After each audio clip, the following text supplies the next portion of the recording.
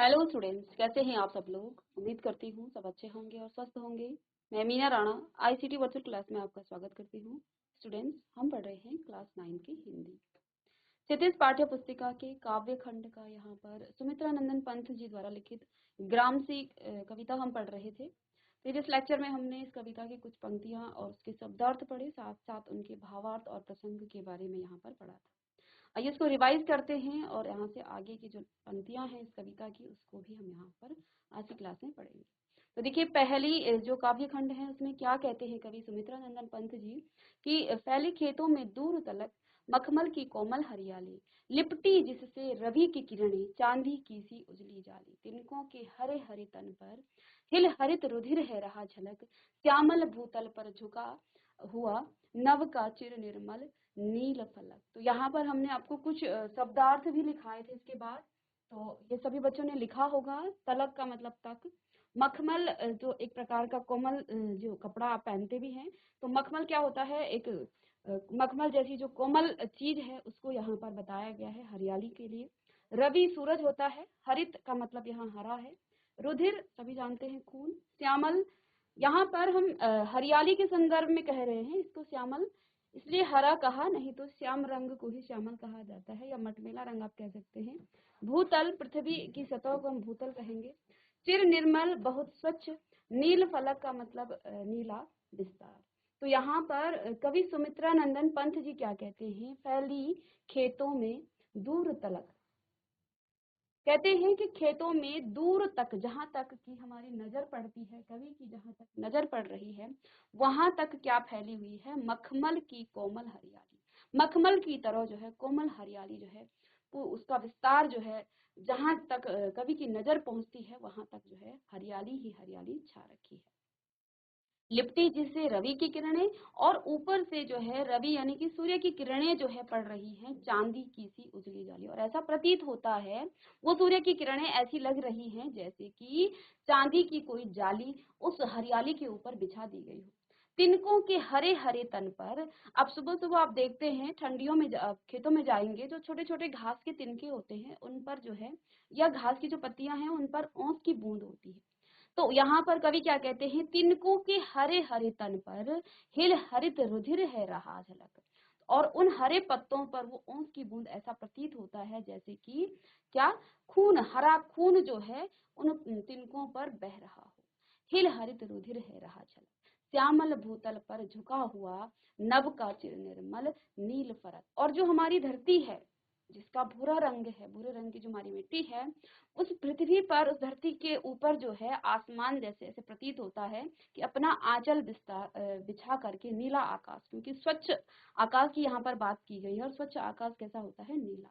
तो नीला आसमान ऐसा प्रतीत होता है कि अपना आंचल बिछाए हमारी धरती पर, उसका विस्तार जो है वो विस्तार से जो है अपना आंचल ऊपर से बिछा रखा होगा उसने। ठीक है, आगे की पंक्तियों में क्या कहते हैं कवि, तो ये इसी का अर्थ था। इसमें दूसरी जो काव्यांश की जो कविताएं हैं, रोमांचित सी लगती वसुधा आई जो गेहूं में बाली, अरहर सने की सोने की किंकिणियां हैं शोभाशाली, उड़ती भीनी तैलाब्ध गंध, फूली सरसों पीली पीली, लो हरित धरा से झांक रही है नीलम की कली तीसी नीली। अब यहाँ पर क्या कहते हैं, रोमांचित का मतलब आपको बताया था प्रसन्न। रोमांचित सी लगती वसुधा, धरती जो है ऐसा लगती है कि बड़ी प्रसन्न है, बड़ी रोमांचित सी लगती है।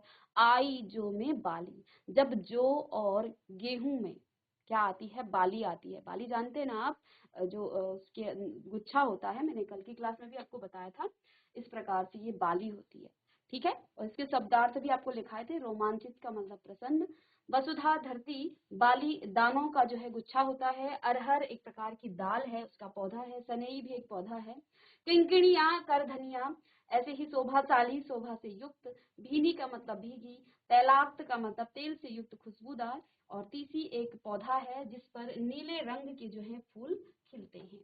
तो यहाँ पर क्या कहा है कवि ने, रोमांचित सी लगती वसुधा, हमारी जो धरती है वो बड़ी प्रसन्न लग रही है जब गेहूं और जौ में बाली आती है। अरहर स्नेह की सोने की, यानी कि अरहर की जो दाल होती है वो उसको जो पौधा है और उसमें जब अरहर लगता है वो जो है, और सनई की वो कैसी होती है, वो आपके गोल्डन कलर की होती है, सोने की तरह जो है होती है, सुनहरे कलर की होती है। तो ऐसा प्रतीत हो रहा है कि सोने की तरह वो प्रतीत हो रही है, किंकणियां हैं शोभाशाली, और बड़ी ही वो क्या लगती हैं, शोभाशाली लगती है। उड़ती भीनी तैलाक्त गंध, फूली सरसों पीली पीली, और जब पीली पीली सरसों फूलती है तो आपने सरसों का खेत देखा होगा, पूरा पीला हो जाता है खेत, ठीक है। और उसके बाद उसमें सरसों लग जाता है, जब फूल जो है उसके झड़ते हैं, जब पीले पीले फूल जो है लगते हैं सरसों पे, उसके बाद जो है उसमें सरसों क्या हो जाता है, सरसों लग जाती है। और आप जानते हैं सरसों के खेत में जाके देखना कभी, उसमें पूरी जो है वो तेल की जो खुशबू है वो उस सरसों के खेत में आती है।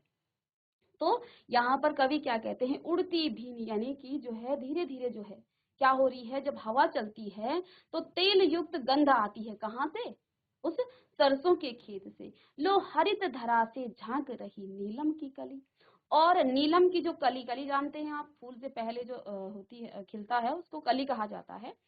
तो यानी कि उसकी कली से ही फूल बनता है बाद में। तो क्या कहते हैं कवि यहाँ पर, लो हरित धरा से, हरी हरी जो धरती है उस धरती से जो झांक रही नीलम की कली, नीलम की कली झांक रही है। साथ ही साथ तीसी एक प्रकार का नीले रंग का फूल होता है, हमने अर्थ में बताया। तो तीसी का जो है नीला फूल भी जो है ऐसा प्रतीत हो रहा है कि उस धरती की सौंदर्यता को देखने के लिए, इस हरियाली को देखने के लिए वो भी धरती से झांक रहा हो। यहाँ पर क्या कहा, लो हरित धरा से झांक रही नीलम की कली और तीसी नीली, नीलम की कली और जो तीसी का फूल है नीले रंग का, वो भी ऐसा प्रतीत होता है जैसे कि वो भी वहां से झांक रहा हो, ठीक है। इसके बाद हमने नेक्स्ट जो कविता की लाइनें पढ़ी थी उसमें क्या कहा है, रंग रंग के फूलों में रिल मिल, क्या कहा, रंग रंग के फूलों में रिल मिल हंस रही सखियां मटर खड़ी, मखमली पेटियों सी लटकी छिमियां छिपाए बीज लड़ी, फिरती है रंग रंग की तितली, रंग रंग के फूलों पर सुंदर, फूले फिरते ही फूल स्वयं, उड़ उड़ वृतों से वृतों पर। तो यहाँ पर कवि क्या कहते हैं, क्या यहाँ पर उनका कहने का तात्पर्य है कि रंग बिरंगे फूलों के बीच में जो है मटर की जो फसल है का यहाँ सुंदर दृश्य देखने को मिलता है। और आसपास की जो सखियां रूपी पौधे हैं, आस मटर के पौधे के आसपास जो और पौधे हैं उनको क्या कहा है यहाँ कवि ने, उनको कहा है सखियां। और किसकी सखियां, मटर के पौधों की सखियां, ठीक है। तो मटर के पौधे की जो सखियां रूपी जो पौधे हैं फसलें, वो मुस्कुरा रही हैं किसको देख करके, मटर को देख करके। आगे यहाँ पर उन्होंने क्या कहा, वहीं पर कहीं मखमली पेटियों के समान छीमियों का अस्तित्व का नजारा भी है। छीमियां आपने देखी होंगी, पहले जब शुरुआत में वो उसके अंदर लगती है, फली लगती है, तो वो बड़ी सॉफ्ट होती है, ठीक है, बड़ी मखमल की तरह उसका जो बाहर की जो परत होती है वो सॉफ्ट होती है, उसको आप सब्जी के रूप में भी खाते हैं, बनाते हैं। लेकिन धीरे धीरे वो बीज जो है परिपक्व होने लगता है, तो बीज उसके अंदर परिपक्व हो जाता है और बाहर का जो पहले जिसको हम सब्जी बना के वो भी हार्ड होने लग जाता है, उसको हम फिर खा नहीं पाते हैं, फिर वो अंदर का जो है उसको दाल निकाल करके हम उसकी दाल बना लेते हैं। तो छीमियां जब जो है क्या होता है, वो शुरुआती दौर में जब उस पे क्या लगती है, फलियां लगती हैं, तो वो जो है कैसी होती है, मखमल की तरह, उसके अंदर क्या होते हैं, बीज होते हैं। यही इसी का यहाँ पर कवि ने वर्णन किया है, यहाँ पर इसी के बारे में बताया है कि वही कहीं मखमली पेटियों के समान छीमियों का अस्तित्व का नजारा भी है, जो बीज से लदी हुई है। छीमियों के अंदर क्या होती है, बीज होती है, उसके अंदर जो है बीज से वो लदी हुई है, और तरह तरह के रंगों के सुसज्जित तितलियां जो है तरह तरह के रंग बिरंगे फूलों पर क्या हो रही है, उड़ उड़ कर बैठती है। ये नजारा है किसका, बसंत का। यहाँ पर जो है कवि ने क्या किया है, नजारे के बारे में बताया है, पतन से पहले का है ये, ठीक है। मानो ऐसा लग रहा है जैसे खुद फूल ही उड़ रहे हों। वो तितलियां भी ऐसी प्रतीत हो रही हैं, वो तितलियां रंग बिरंगी तितलियां जो हैं उड़ रही हैं, क्योंकि तरह तरह के फूल खिले हुए हैं। ऐसा प्रतीत हो रहा है कि वो फूल ही उड़ उड़ कर जो है विचरण कर रहे हैं, जबकि वो फूल नहीं है, वो है तितलियां, ठीक है। तो इसी का यहाँ पर कवि ने वर्णन किया है। कल की क्लास में हमने यहाँ पर इसकी कविता को पढ़ा था, भावार्थ हम आज की क्लास में पढ़ेंगे। तो देखिए, अब रजत स्वर्ण मंजरियों से लद गई आम्र तर की डाली, झर रहे ढाक पीपल के दल, हो उठी कोकिला मतवाली, महके कटहल मुकुलित जामुन, जंगल में झरबेरी झूली, फूले आड़ू नींबू दानिम, आलू गोभी बैंगन मूली। अब यहाँ पर बहुत सारी फसलों के बारे में जो है कवि पंत जी ने यहाँ पर बताया है। तो देखिए, बसंत ऋतु के आगमन पर कवि ने यहाँ पर बसंत ऋतु के आगमन पर के साथ ही आम लीची आदि के पौधों में क्या आती है, बौर आने लग जाती है। ठीक है, जैसे ही बसंत ऋतु का आरंभ होता है, आम और लीची के पौधों में क्या आ जाती है, बोर आने लग जाती है। और आड़ू खुमानी आदि के पेड़ों में भी जो है रंग बिरंगे फूल खिलने लगते हैं, जो प्रकृति के सौंदर्य में चार चांद लगाते हैं। ठीक है ना। उपरोक्त पंक्तियों में कवि कहते हैं कि आम के पेड़ की जो डाली है, डाली डाली सफेद व पीले रंग के बोरों यानी कि जो मंजरियां हैं उससे लद गई है। प्लास यानी कि ढाक के फूल व पीपल के पत्ते गिरने लगे हैं। यह सब देखकर कोयल भी मस्त होकर गा रही है।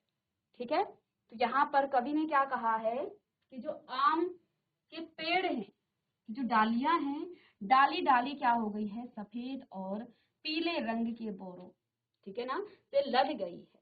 और प्लास के जो ढाक के फूल वो पीपल के पत्ते जो हैं गिरने लगे हैं। यह सब देखकर कोयल भी मस्त होकर गा रही है।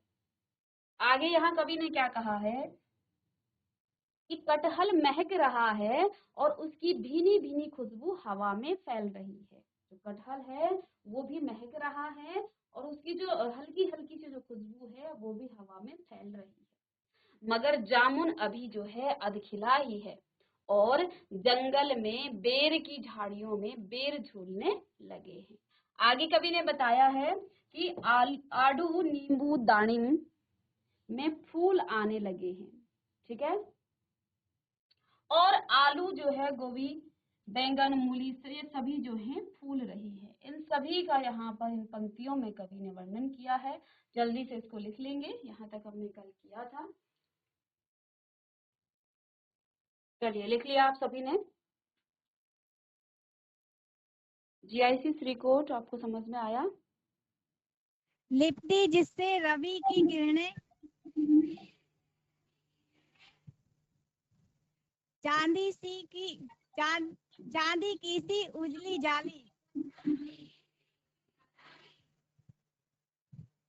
तिनको के हरे हरे तन पर हिल हरित रुधिर है रहा झलक,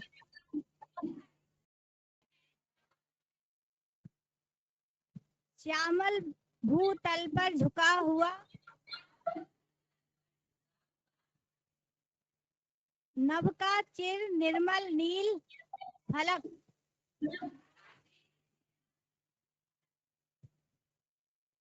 चलिए बहुत अच्छे, वेरी गुड निशा। चलिए निशा के लिए क्लैपिंग करेंगे सभी। बहुत अच्छा पढ़ा आपने और आपके साथ क्लास ने भी पढ़ा। चलिए माइक ऑफ कर लेंगे। तो ये जो कविता है ये सुमित्रा नंदन पंत जी द्वारा लिखित आपकी ग्रामश्री कविता है। यहाँ पर हरियाली के बारे में कवि ने हमें बताया है कि चारों तरफ जो है क्या फैली है, फैली खेतों में दूर तलक मखमल की कोमल हरियाली।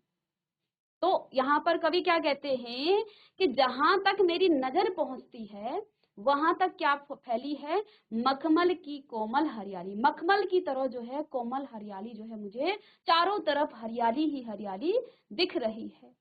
लिपटी जिससे रवि की किरणें, और ऊपर से हरियाली आप जानते हैं, सभी खेतों को तो आप जानते हैं ना, सभी खेतों से ही रिलेटेड हैं, गांव में सभी रहते हैं तो खेत तो आप देखते हैं। और ऊपर से जब आप सुबह सुबह जाइएगा खेतों में, ऊपर से जो है ओस की बूंद जो है पड़ी रहती है उन खेतों के जो छोटे छोटे जो क्या होते हैं, तिनके होते हैं। ऊपर से क्या होती है, जब सूरज की किरणें पड़ती हैं, लिप्ट क्या कहते हैं, लिपटी जिससे रवि की किरणें, रवि का मतलब सूर्य से है, जिसके ऊपर जो है सूर्य की किरणें पड़ रही हैं, चांदी की सी उजली जाली, ऐसा प्रतीत हो रहा है। आप कुछ कहना चाहते हैं फागलपुरमा से?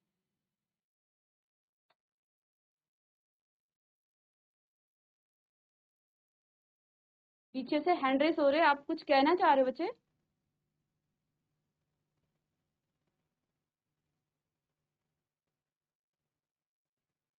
एक बार फिर से हाथ खड़े कीजिए यदि आपको कुछ कहना है तो। चलिए माइक ले लीजिए।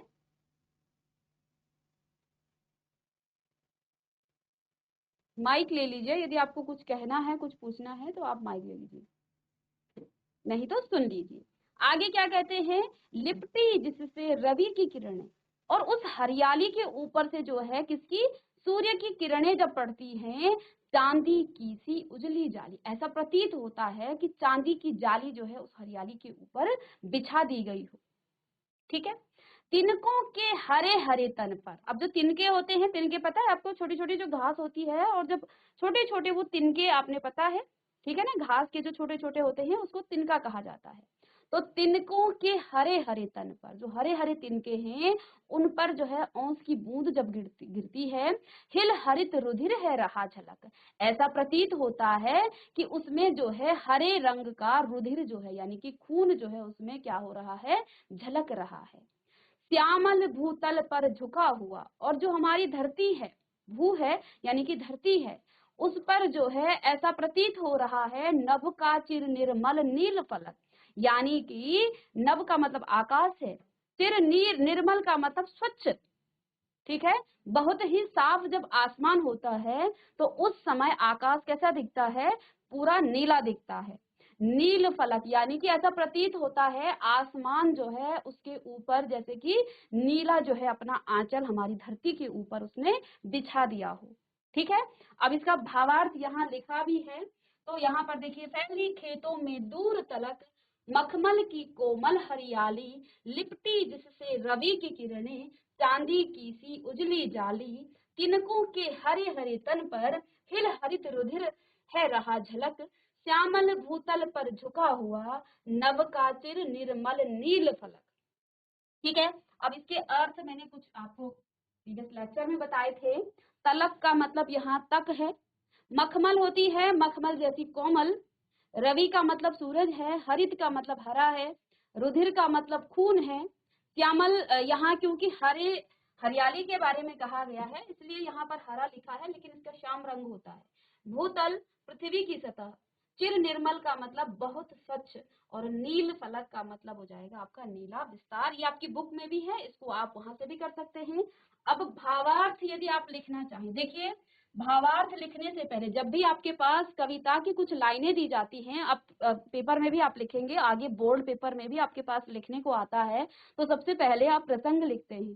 प्रसंग आप क्या लिखेंगे कि प्रस्तुत कविता या काव्य खंड हमारी क्षितिज पाठ्य पुस्तिका के जो आपकी ग्राम श्री से ली गई हैं, जिसके लेखक या जिसके रचयिता, जिसके कवि, कुछ भी आप लिख सकते हैं, जिसके लेखक सुमित्रा नंदन वन जी हैं, और यहाँ पर वो खेतों की हरियाली के बारे में हमें बता रहे हैं कि किस प्रकार से जो है यहाँ पर खेतों में हरियाली छाई हुई है। ठीक है। तो इस प्रकार से आप इसका प्रसंग लिखेंगे, और अब जो है भावार्थ या अर्थ इसको लिखेंगे।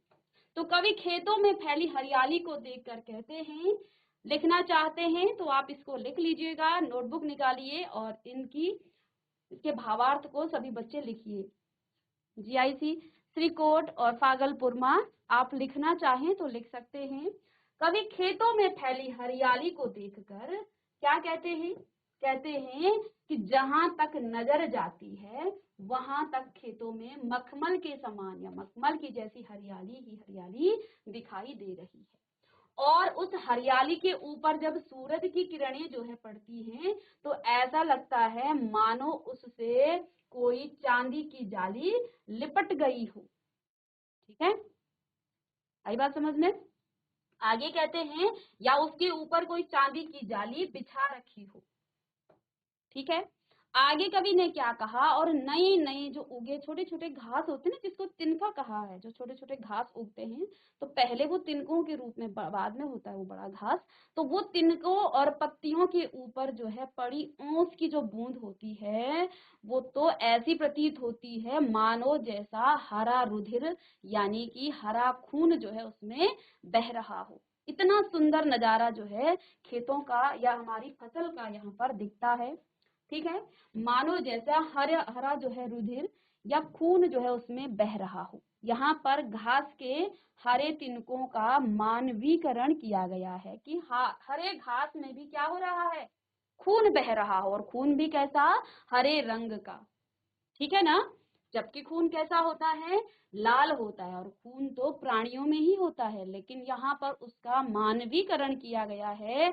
ऐसा प्रतीत हो रहा है कि जो ओस की बूंद है उस हरे तिनकों में, उन हरे पत्तों में ऐसा प्रतीत हो रहा है जैसे कि खून बह रहा हो, ठीक है ना, खून उसमें हिल रहा हो। तो लिपटी जिससे रवि की किरणें चांदी की सी उजली जाली, तिनकों के हरे हरे तन पर, उन छोटे छोटे तिनकों में जब ओस की बूंद पड़ी रहती है और सुबह जब वो हिलती है तो ऐसा प्रतीत हो रहा है, क्योंकि ऊपर से सूरज की किरणें पड़ रही हैं, उससे भी ऐसा प्रतीत हो रहा है क्योंकि जब सूर्य की किरणें उसमें पड़ेंगी तो वो चमकेगा, है ना। और जब वो चमकेगा ऐसा लगता है जैसे कि चांदी की जाली उसमें बिछा दी गई हो। हिल हरित रुधिर है रहा झलक, ऐसा प्रतीत हो रहा है कि उन पत्तियों में, उन तिनकों में जैसे कि हरा जो है खून उसमें बह रहा हो। श्यामल भूतल पर झुका हुआ, श्यामल भूतल पर झुका हुआ, नभ का चिर निर्मल नील फरक। और जो हमारी श्यामल भूमि है, जो हमारी धरती है, मटमैला रंग का जो हमारा मिट्टी का रंग तो सभी को पता है, तो उसी का यहाँ पर क्या किया गया है, श्यामल रंग हमारी पृथ्वी के लिए कहा गया है, श्यामल भूतल पर झुका हुआ। और जो हमारी भूतल है, हमारी पृथ्वी का जो तल है, उस पर झुका हुआ, नभ का यानी कि आसमान का, चिर निर्मल का मतलब जो बहुत ही स्वच्छ। और जब आसमान बहुत स्वच्छ होता है तो वो क्या दिखता है, ऐसे कि जैसे नील फलक यानी कि नीला विस्तार उसने जो है, ऐसा लगता है पूरा आसमान जब नीला दिखता है। जब आसमान बहुत स्वच्छ होता है तो आपको पूरा आसमान कैसा दिखता है, नीला दिखता है। तो यहाँ पर कवि ने क्या कहा है, श्यामल भूतल पर झुका हुआ, नभ का चिर निर्मल नील फर। ऐसा प्रतीत हो रहा है कि आसमान जो है क्या कर रहा है, विस्तार, नीले विस्तार को, अपने आंचल को हमारी भू पर, हमारी धरती पर जो है फैलाकर रख दिया हो। चलिए इसको लिख लीजिएगा। जेजीआईसी भागलपुर में आप लोग लिख रहे हैं या आगे बढ़े, या आप खुद लिख लेंगे? कोई बच्चा माइक ले लीजिएगा। आप लिखना चाहते हैं या फिर आप समझ करके खुद लिख लेंगे?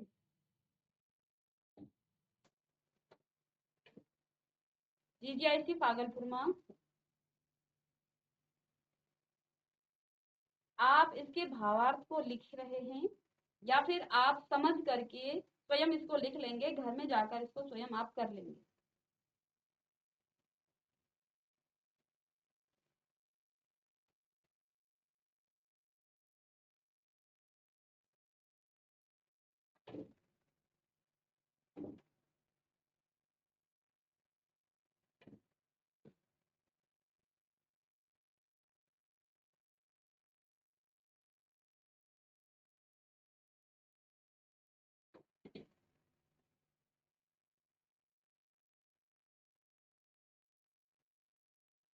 जीजीआईसी भागलपुर में कितने बच्चे लिख रहे हैं, हैंड रेज कीजिएगा।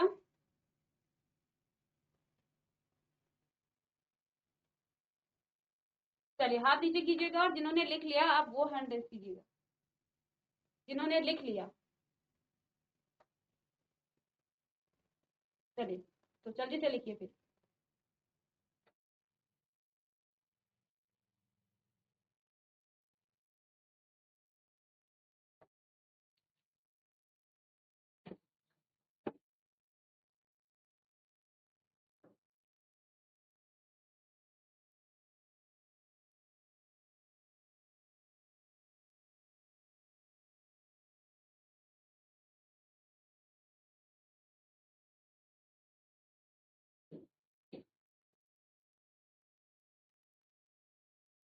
चलिए, और बच्चों ने लिखा, कुछ एक दो और बच्चों ने लिख लिया है।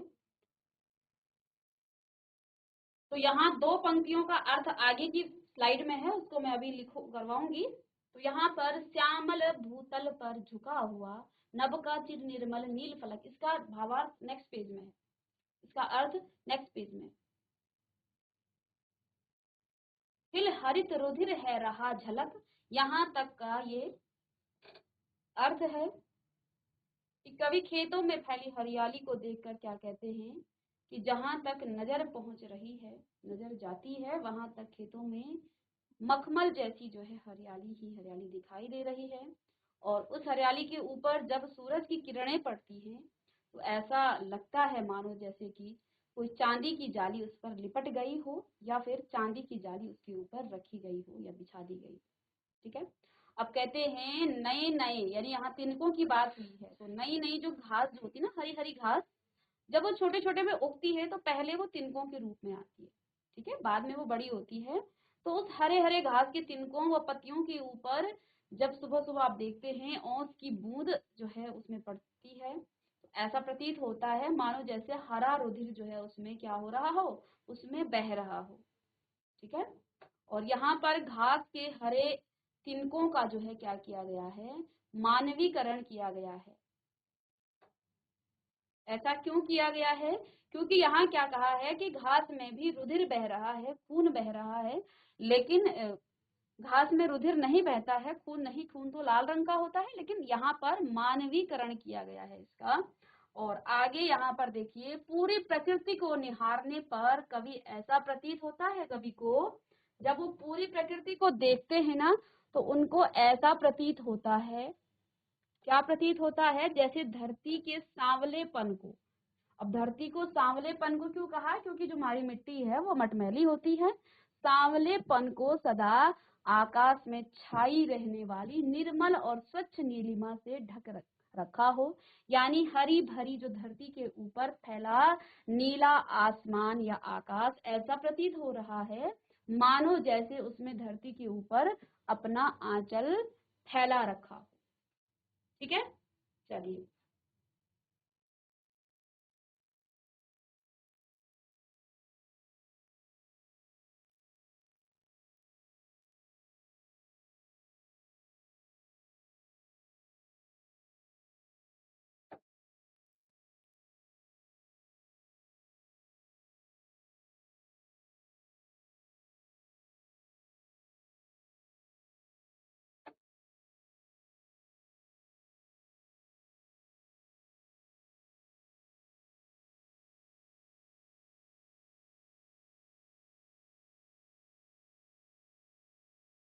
चलिए आगे बढ़े, हो गया ये।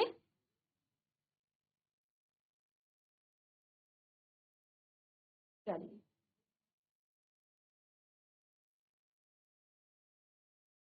टीआईसी साभा वाला माइक ले लीजिए, आपको आवाज आ रही है क्या?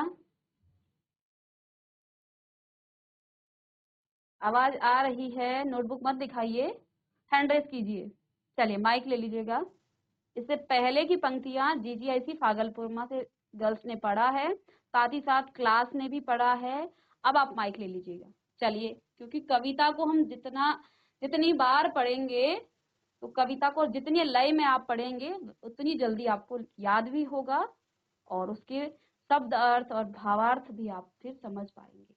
ठीक है, तो कविता को कम से कम 4-5 बार तो आपको पढ़ना ही पढ़ना है। चलिए माइक ले लीजिए बेटा, माइक ले लीजिएगा, जल्दी से माइक ले लीजिएगा, आपका टाइम भी ओवर होने वाला है, जल्दी माइक ले लीजिए। बॉयज माइक ले लीजिए।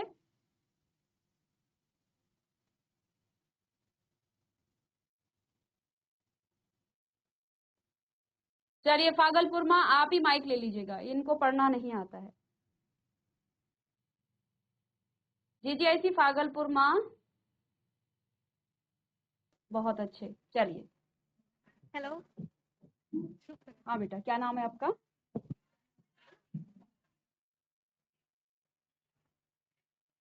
बेटा आपका नाम क्या है जी? Good morning ma'am. Good morning बेटा, क्या नाम है आपका? मैम सोनी। सोनी। चलिए सोनी, एक बार आप पढ़ेंगे और साथ साथ आप क्लास की तरफ माइक करेंगे और क्लास भी बोलेगी आपके साथ।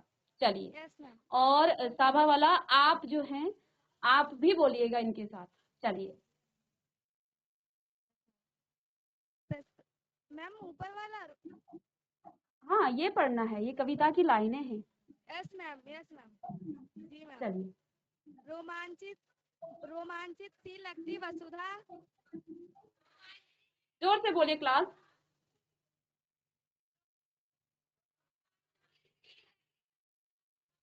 आई जो गेहूं में बाली, अरहर सनई के सोने की, किंकिणियां है शोभाशाली, उड़ती भीनी तैलक, फूली सरसों तीली, लो हरित धरा के झांक रही, नीलम की कली तीसी नीली। बहुत अच्छे, वेरी गुड बेटा, क्लैपिंग कीजिए आप। साबा वाला आप भी कीजिए क्लैपिंग इनके लिए, आपने तो माइक उठाया नहीं। चलिए बहुत अच्छे। और इस कविता की पंक्तियों को आप घर में जाके पूरी कविता को रीड कीजिएगा। बैठ जाइए बेटा भागलपुर, आप बैठ जाइए, ठीक है। पंक्तियों को आप घर जाएंगे, कविता को पढ़ेंगे, शब्दार्थ भी आपकी बुक में दिए हैं, उन शब्दार्थ को याद कीजिएगा। नेक्स्ट क्लास में हम इसके भावार्थ को, उसके प्रसंग तो आप स्वयं लिखेंगे और इसके अर्थ को जानेंगे। इसके बाद मिलते हैं नेक्स्ट लेक्चर में, तब तक के लिए thank you and have a nice day.